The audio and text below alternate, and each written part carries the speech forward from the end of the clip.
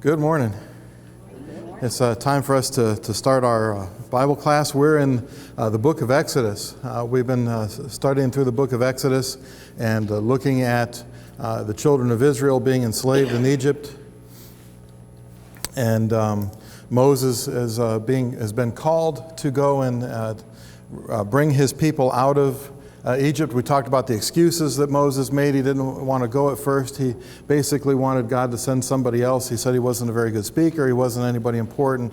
He made some excuses. But eventually he went into Pharaoh and said, the Lord has said, let my people go in chapter 5. And Pharaoh says in chapter 5, verse 2, well, who is the Lord? Who is Yahweh that I should obey his voice and listen to him and let the people go? Pharaoh's the lone ruler, if you will, of the lone superpower in the world at this time. And he says, Yahweh doesn't have any clout here. I'm not going to do what it is that he says. And it's not a request so much that it's a demand that's made of Pharaoh. And Pharaoh doesn't handle that very well. He's stubborn.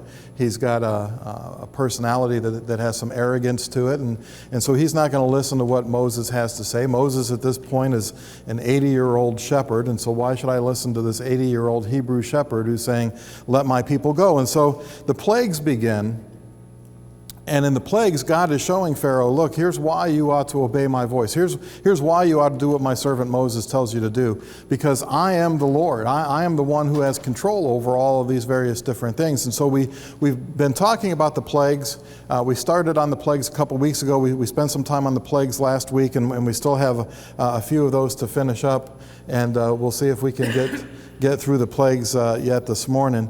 The last plague that we talked about was the livestock that died, the Egyptian cattle that die. And Moses says, here's what's going to happen. Your cattle are going to die, your horses, your donkeys, your oxen, all of those. But in the land of Israel, in the land of Goshen, where we are at, where the Israelites are at, well, nothing's going to happen to their livestock. Nothing's going to happen to their cattle. And it comes to pass that that's exactly what happens, is that the Egyptian cattle die. It says all their cattle die. It's likely that this means that representation, right? That oxen and horses and cows are all represented in the cattle that die, not that each and every individual cow actually passes away, because we'll see when we get to the plague of the hail, they still have some cattle, whether they had time to gather more, whether they took some of the cattle from the Israelites, or maybe not each and every cow, right, was killed in that particular plague. But for those of you that are worried, Bevo was fine. He wasn't affected by the plague. He was in the land of Goshen, and so Bevo was just fine. I stayed up too late last night. But I had to make sure that they finished it. So the Egyptian cattle die, and so that's the last plague that we talked about. And again, sometimes all doesn't mean all. We've got to look at the context to see if it means each and every one. I mentioned in Matthew chapter 3, verses 5 and 6, the Bible tells us that all Judea came out to John in the Jordan to be baptized. Well, that doesn't mean that every man, woman, and child went down there and was baptized in the Jordan by John. What that means is that there were representation from all of the tribes of Israel that went down. That there was a lot of folks that went down and were baptized by John in the Jordan. But it doesn't mean that each and every person did. So Pharaoh's checking these things out, right? Because Moses says, look, your cattle are going to die, but nothing's going to happen to the cattle over here in Israel. And Pharaoh actually checks that out. Notice in chapter 9 of Exodus, in chapter 9 and verse 7, Pharaoh sent, and indeed not even one of the livestock of the Israelites was dead, but the heart of Pharaoh became hard. He did not let the people go. So God had said, I'm going to harden Pharaoh's heart. I'm going to give him the strength to resist, basically, is what God told Moses at the very beginning of all of this. And as we go through these plagues, and as Pharaoh sees that this thing isn't going his way, that this is actually going against him, he's, as a stubborn little kid, he just keeps digging his heels in deeper and deeper and deeper, and just wanting to resist more and more and more. And so here again, even though the cattle have died, he's going to harden his heart. He's not going to let the people go. And so our next plague here begins in verse 8. It's the plague of the boils. It says, "So the Lord said to Moses and Aaron, take for yourselves handfuls of ashes from a furnace. Let Moses scatter it towards the heavens in the sight of Pharaoh. It will become fine dust in all the land of Egypt, and it will cause boils that break out in sores on man and beast throughout all the land of Egypt." Now, normally, ashes were thought to have healing properties to them, but here the ashes are going to bring forth boils. It says in verse 10, "They took ashes from the furnace and stood before Pharaoh, and Moses scattered them toward heaven. They caused boils that break out in sores on man and beast. And the magicians could not stand before Moses because of the boils, for the boils were on the magicians and all the Egyptians. But the Lord hardened the heart of Pharaoh, and he did not heed them, just as the Lord had spoken to Moses." So this is the first plague that's kind of against their own bodies. It's the first plague that kind of affects them personally, if you will. It doesn't affect, their livestock. It doesn't affect their water. Although the other plagues certainly had an effect on them, this is the first plague that's actually physically on their bodies. And the magicians, it says, right, these wise men that Pharaoh has, the ones that are supposed to be closer to the Egyptian gods, well, they've got boils on them, and they couldn't even stand. Now, if you've got boils, if they're on your feet, maybe you can't stand, maybe you can't sit, you're just not comfortable no matter what position you try to get yourself in. I don't know if you've ever had anything like that. I understand shingles is very painful, that sometimes it can be difficult no matter what position you try to sit in. Back pain. It doesn't seem to matter, whether you're sitting down or laying on your side or laying on your back, or, the cat's, doing this thing to you. You try to get the cat to do this thing to you in the right spot, and the cat wants to do this everywhere else, right? Except the right spot. But sometimes, you're not comfortable no matter what position you're in. Well, these boils are of a sort that these guys, they're not able to stand up even before Moses to confront him in all of this. There's no warning that's given for this plague. Moses doesn't go in and say, let my people go, or else this is what's going to happen. He just says, all right, you're going to continue to harden your heart. Here's kind of what's next, right? And so this plague comes without warning. This attack is on their most religious people, right? The boils are on everyone, but it's on their most religious people, on these magicians and these wise men that Pharaoh has here. That even those folks who were supposed to be the most blessed by the Egyptian gods, even those guys are affected by all of this. They're going to suffer this. They can't do anything to undo it, right? So it's not like they can appeal to their gods and their gods can take this plague away. Their gods are basically useless in all of this. And what did Moses do? He took some ashes, right? And he scattered some ashes up in the air. I don't know if he did, if he took the ashes in a jar and, kind of did that sort of thing with them. But he just scattered the ashes right into the air, and people broke out in boils.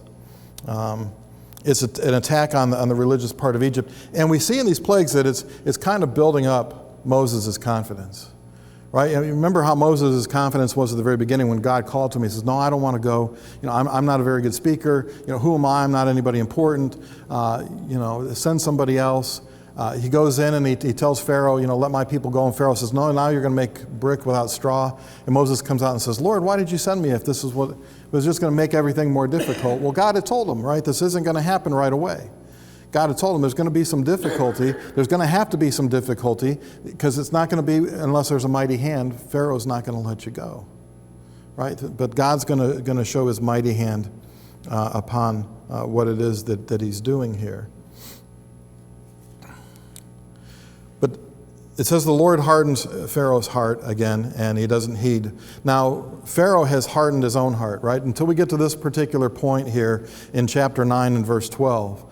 The text has already told us several times, Pharaoh hardened his heart, Pharaoh hardened his heart, Pharaoh hardened his heart. God said to Moses at the beginning, I will harden his heart. I will give him the strength to resist. But Pharaoh has hardened his own heart several times before we get to this point in chapter 9, verse 12, where it says, the Lord hardened his heart. We need to understand that God's not taking away Pharaoh's free will in all of this, right? Pharaoh's got free will. He can make his own choices. He can make his own decisions. God knows what Pharaoh is like. He knows what his personality is like. He knows what his heart is like, and he knows how Pharaoh is going to respond. But just because God knows that ahead of time doesn't mean that God causes that to happen. Pharaoh still has his free will. One thing, too, that's happening is Moses is starting to have standing with the people. And that was a very important thing to have happen, because the people of Israel are starting to realize God is using this man. Well, yeah, the people of Israel are realizing it, but also some of the Egyptians. Yes. And some of the others that are in Egypt are starting to realize what it is that Moses is saying. And we'll see that when we get to the next plague. But these boils, these unhealable boils, are an attack against an Egyptian god. The Egyptians had a god, Imhotep, who was the god of medicine, and Imhotep wasn't able to help them out with these boils, wasn't able to help the magicians. They couldn't stand up before Moses. Ashes, like I said, usually were used to protect people from evil. They were used in their pagan religion in that particular way, and so they thought that ashes were going to protect them. Well, actually, the ashes instead brought boils upon them, and so it didn't work the way that they thought it would. Didn't come out the way that the Egyptians certainly wanted it to. But again, we see God is defeating these various Egyptian so-called gods.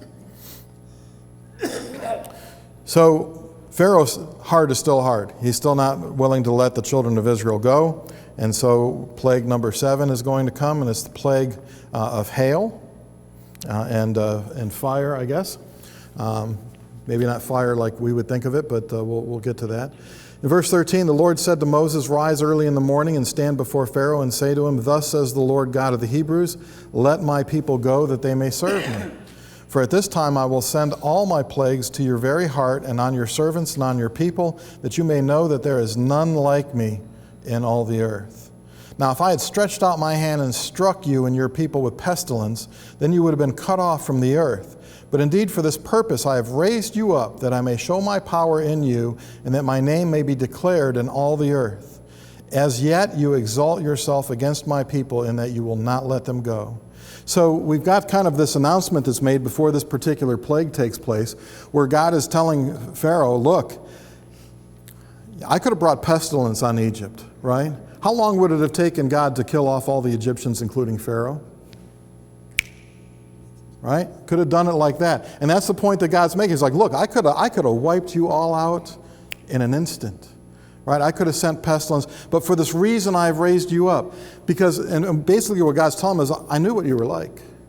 I allowed you to come to power because I knew what you were going to be like. And that you were going to dig your heels in, and that you were going to be stubborn. And because of that, I was going to have an opportunity to show all these wonders. Right? Now we might say, well, that sounds kind of cruel. Right? That God's going to punish these people, and he's going to punish them over and over and over again because of Pharaoh's stubbornness. But don't we see something about God's mercy in this? That he could have just wiped Pharaoh out, he could have just wiped the Egyptians out, but by showing his power, by showing them that he is God, right, and that he's got power over all of these things that their so-called gods don't have power over, isn't that giving them an opportunity to say, hey, wait a minute, let's take a look at the evidence here, and let's make a conclusion that's based on the evidence that, you know, this guy, he's really God. This guy, he's really the one who's in control. This guy, he's really the one that we ought to be following, right? This God of the Israelites, this Yahweh. And he says, I could have struck your people with pestilence. You would have been cut off from the earth. That whenever you see that cut off, right? That the Israelites, when they committed certain sins, they were to be cut off from their people. That doesn't mean exiled, right? God wasn't going to exile the Egyptians. That cut off usually means dead, right? And if you were going to be cut off from Israel, if you read further, you find out that the penalty for whatever that sin was stoning, or the penalty was death, right? That they would be cut off from their people. And so Pharaoh refuses to humble himself before the Lord. And there's a lesson for us in that too, right? That we need to understand who God is, how powerful God is, how mighty God is. And we need to be humble before our Lord and understand that he's mighty and we aren't. Pharaoh refuses to humble himself. But God says, for this purpose I have raised you up, that I may show my power in you, that my name will be declared in all the earth. So God's not just doing this to show off. God's not just doing this to say, Pharaoh, you're an evil guy. I'm gonna push you down in the mud, right? God's doing this for a purpose so that all the earth will know who it is that he is. And we're still talking about it, right? It's been declared in all the earth. The folks that the Egyptians, or the folks that the Israelites, when they come into the land of Canaan, right, they send the spies into Jericho. Well, the people in Jericho, they're terrified. Why? Because they've heard about what happened in Egypt, right? And they've heard about the Israelites defeating Sihon and Og on the other side of the river, and so they're worried. They're upset. They've heard about this. The word is spread forth. Tina, did you have something? No, you didn't have your hand up? Okay. Any comments or questions on these things?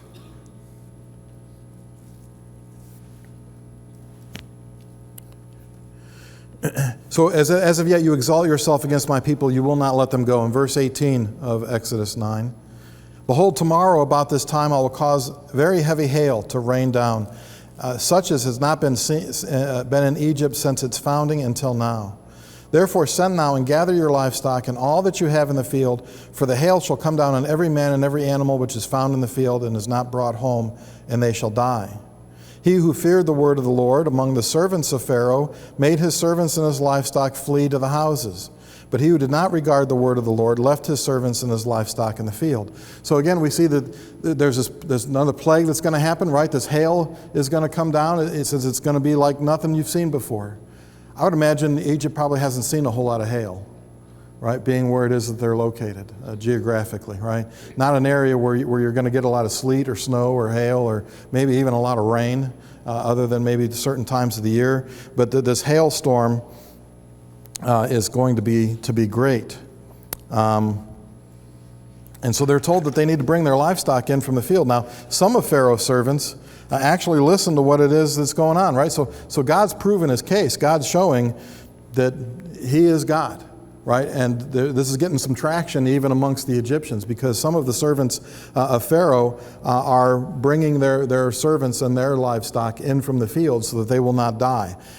I don't know about you. I don't know if you've ever been caught in a hailstorm before. We got caught in a hailstorm. I don't know. They weren't quite golf ball sized hail, but it still hurt pretty good to get hit by that. I would imagine, if it's golf ball size or, baseball sized, if you got hit, think about how far that's traveled, how far that's fallen, and how much velocity that has when it comes down, right? It does damage to roofs. It does damage to vehicles. You get big enough hailstones, right? And it could create a problem here for anybody that's caught out in that. We got caught in it. We were in the forest. We got caught in it. We still got pelted. I couldn't imagine being out in an open field and getting pelted that way. So he who feared the word of the Lord among the servants of Pharaoh made his servants and his livestock flee to the houses. But not everybody believes, right? Because some of them left their servants and their livestock out in the field. Verse 22, the Lord said to Moses, stretch out your hand toward heaven, that there may be hail in all the land of Egypt, on man, on beast, on every herb of the field throughout the land of Egypt. Moses stretched out his rod toward heaven. The Lord sent thunder and hail, and fire darted to the ground, and the Lord rained hail on the land of Egypt. So if you've seen the Ten Commandments movie, they take some liberties with the biblical text and what it is that they do. And if you remember in that movie, when the hail comes down, it kind of like bursts out in flames, and so you got like this fire on the ground, right? Well, when it says that fire darted to the earth and there's thunder, what usually comes along with thunder? Lightning, right? And so that's probably the fire that's accompanying the hail. You got this hailstorm with thunder and lightning, and that's the flame that's involved here, the fire that's involved here. And so they got this great hailstorm that's coming. Fire rained down and hail on the land of Egypt. So there was hail and fire mingled with the hail, so very heavy that there was none like it in all the land of Egypt since it became a nation. And the hail struck throughout the whole land of Egypt all that was in the field, both man and beast. Hail struck every herb of the field and broke every tree of the field. Only in the land of Goshen, where the children of Israel were, there was no hail. Right, so they're fine over there. Now this, again, isn't a natural phenomenon that you got this hailstorm here and everything's fine. Now sometimes it happens that way. I've seen times where in one side of the building it's raining and the other side of the building it isn't, right? Because the cloud hasn't moved over there yet. It's in the process. So sometimes there could be storms, but this again is supernatural. The fact that this isn't affecting the land of Goshen, this isn't affecting where the Israelites are. None of their livestock are being killed by hail. None of their crops are being destroyed by hail. But the hail's coming, it's killing whatever's left of the livestock, maybe that didn't die in the plague on the livestock. It's breaking the trees. It's breaking. Think about if you had something that you were going to harvest, and a big hailstorm came, right, and broke all those plants and pushed all that down into the. That's not the time. Harvest time is not the time that you want to have a storm, or that you want to have a hailstorm for sure take place here. And so again, there's a distinction that God makes between His people and the Egyptians. So the hail struck throughout the whole of Egypt, all that was in the field. Pharaoh sent and called for Moses and Aaron and said to them, I have sinned this time. The Lord is righteous, and my people and I are wicked. Entreat the Lord that there may be no more mighty thundering and hail, for it is enough. I will let you go, and you shall stay no longer. So Pharaoh says, okay, we're gonna let you go with this. Just get rid of these mighty thunderings, he says, and hail in verse 28. Some translations say mighty voices. He's had enough of God's voices. He's had enough of God's thundering. Sometimes thunder is associated with God's voice, especially the scenes, the visions that Isaiah has of heaven, that there's thundering that takes place. Or when God appears to them later on at Mount Sinai, there's thundering that goes along with that. And so that's associated with the voice of God. The word translating as thundering here is the same Hebrew word that's used for voices. And so you can kind of see the two of those together there. And so Pharaoh asks for relief from this. He says, it is enough, I will let you go, you shall stay no longer. So Moses said to him, as soon as I have gone out of the city, I will spread out my hands to the Lord, the thunder will cease, there will be no more hail, that you may know that the earth is the Lord's. Again, why the plagues? Well, so that they will know that the earth belongs to the Lord, that they would know that the earth belongs to God, that God can do whatever He wants with regards to nature, that the earth belongs to Him. In verse 30, he says, but as for you and your servants, I know that you will not yet fear the Lord. Moses says, look, I've been here before. You've told me to get rid of the plague and you're going to let us go, and you don't let us go. Now you're saying get rid of this plague and I'll let you go. Moses is kind of saying, look, this isn't my first rodeo. I know what you're like, Pharaoh. I know that you and your servants, you don't yet have enough fear of the Lord, right? And again, you see Moses' confidence growing in all of this. Moses growing as a leader. He says, I know that you don't fear the Lord yet. So I'm going to get rid of this plague, but I know that you're going to do what you've been doing and hardening your heart. In verse 31, it gives us this little note. It says, now the flax and the barley were struck, for the barley was in the head and the flax was in bud. But the wheat and the spelt were not struck, for they are late crops. This kind of gives us a time stamp here to let us know what's going on. The wheat and the spelt, or the wheat and the rice, they're not affected. They usually ripen somewhere around April, and they're harvested in June or July. And so they're not affected yet because, well, that crop hasn't come up yet, right? But it's the barley, it says, and the flax that were struck, which looks like this happens somewhere January, February, as far as time period goes. So we haven't had a lot of, how much time is there in between these various different plagues. But this particular plague here, we're told that this is like January, February time period. Well, when we get to Passover, right, and we get to the death of the firstborn, we're looking at late March, early April. So that'll kind of give us a time frame of, okay, how much time is there between this hailstorm, right, January, February time period, and March, April? We got a couple months yet before all of these plagues finish up and they exit Egypt. So the wheat and the spelt weren't struck, for they are later crops. So Moses went out of the city from Pharaoh, spread out his hands to the Lord, and the thunder and the hail ceased, and the rain was not poured on the earth. When Pharaoh saw that the rain, the hail, and the thunder had ceased, he sinned yet more, and he hardened his heart, he and his servants. So the heart of Pharaoh was hard, neither would he let the children of Israel go, as the Lord had spoken by Moses. And so Moses says, I know that you don't fear the Lord yet. I'm going to get rid of this plague. He gets rid of the plague, and Pharaoh hardens his heart yet again. Once there's relief, he's not going to do what it is that the Lord wants him to do. Now, there are Egyptian gods that are storm gods that are affected by this, or they're not able to do anything, right?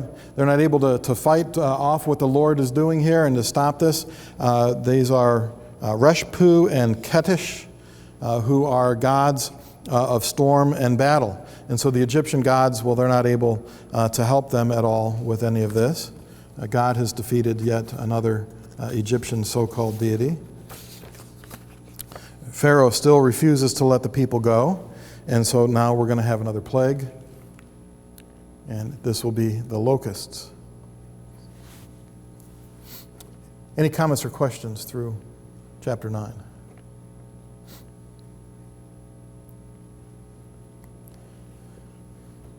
Either I talk too much or the time goes fast.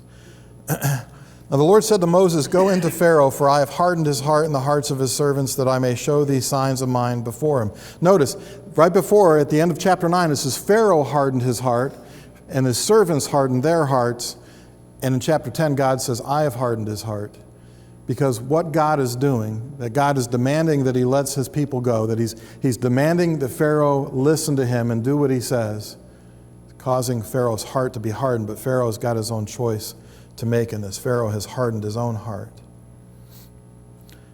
So he says, Go into Pharaoh, I've hardened his heart and the hearts of his servants, I may show these signs of mine before him, that you may tell in the hearing of your son and your son's son the mighty things I have done in Egypt, and my signs which I have done among them, that you may know that I am the Lord. So this isn't just for the Egyptians to know that God is the Lord, right? That Yahweh is God, or Yahweh is the Lord. It's not just for the Egyptians to know that. It's not just for the whole world, but it's also for the children of Israel to understand that God is who he says he is, right? That the Lord is God, that the Lord is in control, that they'll tell this to their sons and they'll tell this to their sons' sons. These are stories that you're going to tell to your children and to your grandchildren about what it is that you saw in Egypt.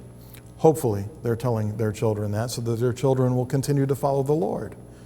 But we know that sometimes that doesn't always happen, right? That they tell these stories to their children or their grandchildren, but the generation rises up that doesn't know the Lord after Joshua, and that generation dies off. And you've got the period of the judges where they says they didn't know the Lord. Somehow they failed to teach their children to follow in their footsteps. It's important for us to teach our children well. So Moses and Aaron came into Pharaoh and said to him, Thus says the Lord God of the Hebrews, How long will you refuse to humble yourself before me? Let my people go that they may serve me. Or else if you refuse to let my people go, behold, tomorrow I will bring locusts into your territory. They shall cover the face of the earth so that no one will be able to see the earth. They shall eat the residue of what is left, which remains to you from the hail, and they shall eat every tree which grows up to you from out of the field. Now just think back to the plague of the frogs, right? The frogs are everywhere, right? You can't sleep, can't make your bread. They're in the kneading bowls. They're in the ovens, right? The flies that were everywhere, right? That you're stepping on flies. That every footstep is crunchy, right? And so you got that plague of flies. Well, now you're going to have locusts. You're not even going to be able to see the ground because it's going to be covered with locusts. You think that your livestock dying off was bad? Well, the hail's killed more of them off that didn't die from the plague on the livestock. Your fields have been destroyed by hail. You've got to try to glean what is left there. I almost said Glenn, but you have to glean what is left there, right? And get whatever you can from that, because now the locusts are going to come and they're going to eat all that up. So what are you going to have for food? What are you going to do, Egypt, right? Here's what's going to happen if you refuse to let my people go. These things are going to cover the whole face of the earth. They're going to eat the residue of what's left. In verse 6, it says, They shall fill your houses, the houses of all your servants, and the houses of all the Egyptians, which neither your fathers nor your fathers' fathers have seen, since the day that they were on the earth to this day. And he turned and went out from Pharaoh. And Pharaoh's servants said to him, How long shall this man be a snare to us? Let the men go, that they may serve the Lord their God.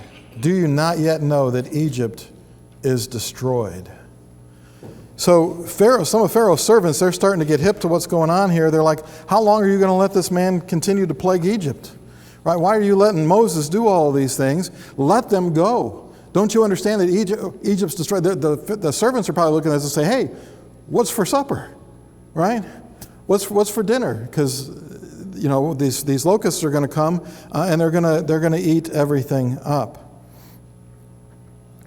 And so the servants say, let the people go, right, in verse 7. Let the men go, right, that they may serve the Lord their God. Do you not yet know that Egypt is destroyed? So Moses and Aaron were brought again to Pharaoh, and he said to them, go, serve the Lord your God. Who are the ones that are going? And Moses said, we will go with our young and with our old, with our sons and our daughters, with our flocks and our herds we will go, for we must hold a feast to the Lord. Then he said to them, right, this is Pharaoh saying to Moses and Aaron, the Lord had better be with you when I let you and your little ones go. Beware, for evil is ahead of you. Not so. Go now, you who are men, and serve the Lord, for that is what you desired. And they were driven out from Pharaoh's presence. Now, this may look kind of confusing because the servants say, well, let the men go. And Pharaoh calls Moses to him. He says, well, who's going? And Moses says, we're all going. All of us are going. We have to hold a feast to the Lord. Right, they don't even know yet what animals they're going to have to sacrifice. So they're going to bring everything out with them, right? Going to take everything with them. He says, no, you who are men go. Well, here's what's going on here in the text with this. Pharaoh's still trying to maintain control over this, right? He's still trying to save face, like he's the one who's in charge of this. And no, you can go, but I'm going to limit, right? You can have this, but I'm going to limit what it is that you're able to have, right? And so he says, the servants say, in verse 7, let the Anashim go, right? And in the translation is translated, let the men go in verse 7.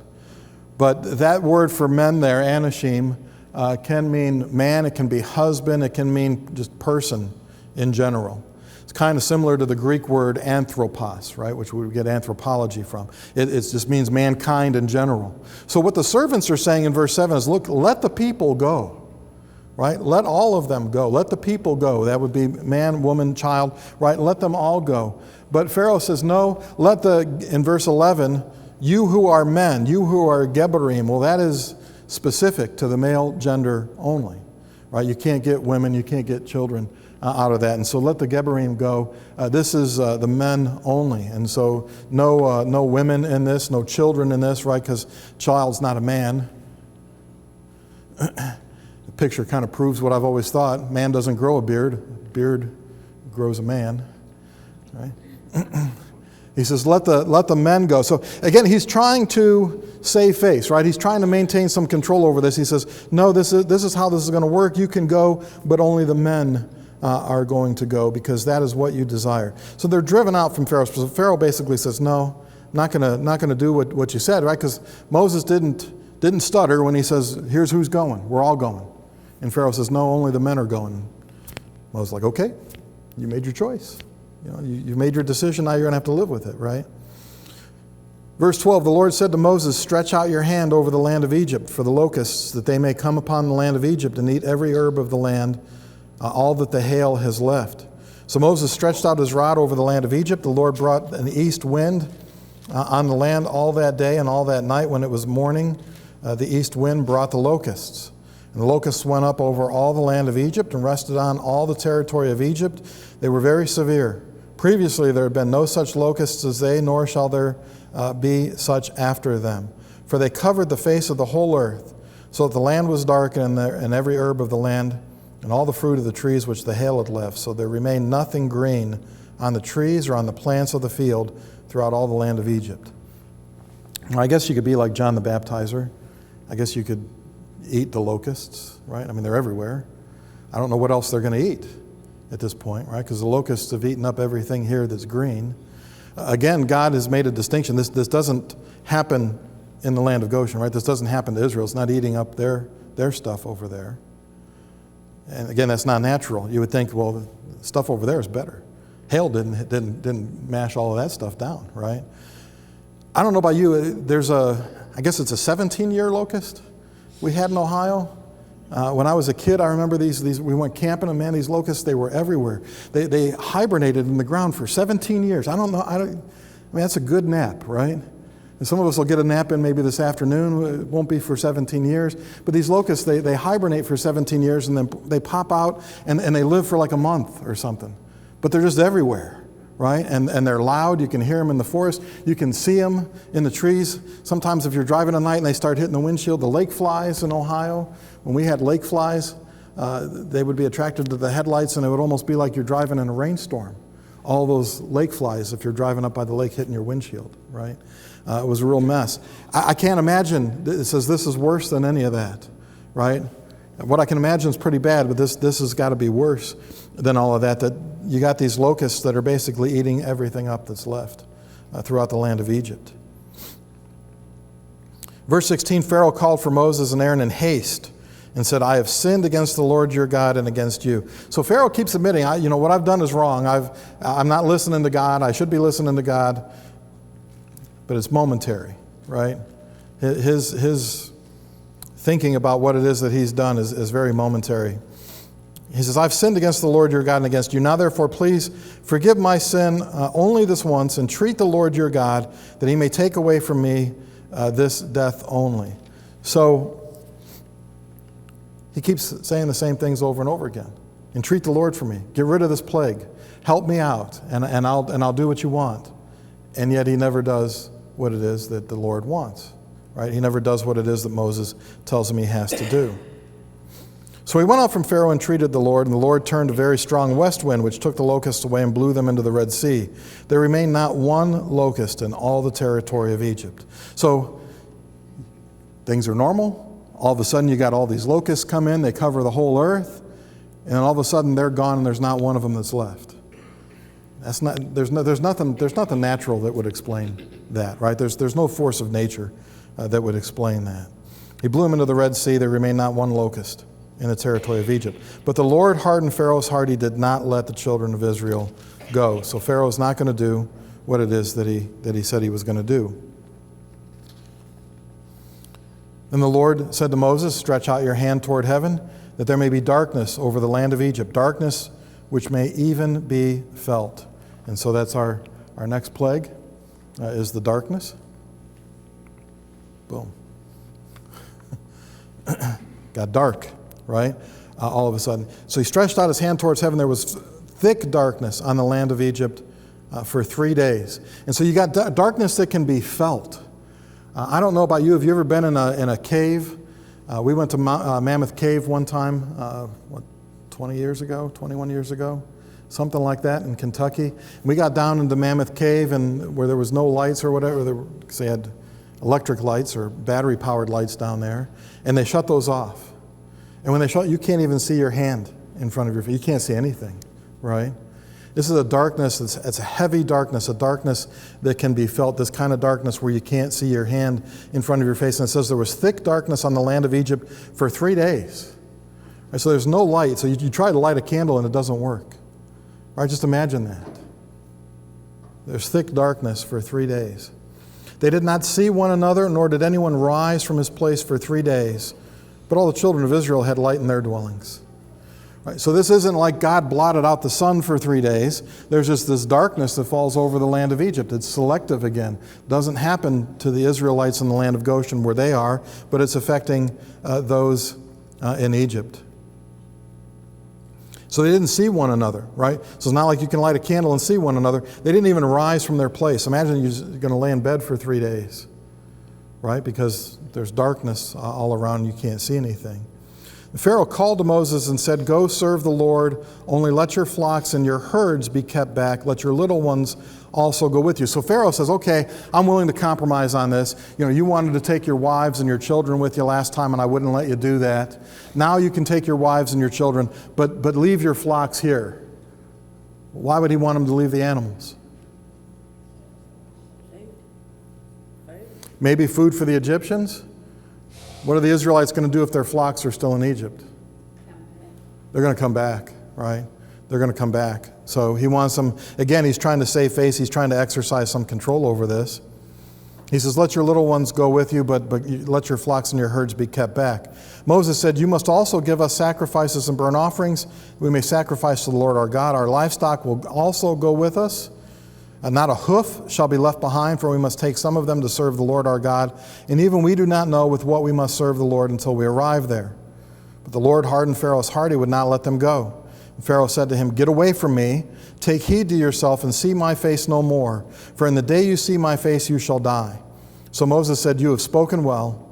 I will never see your face again.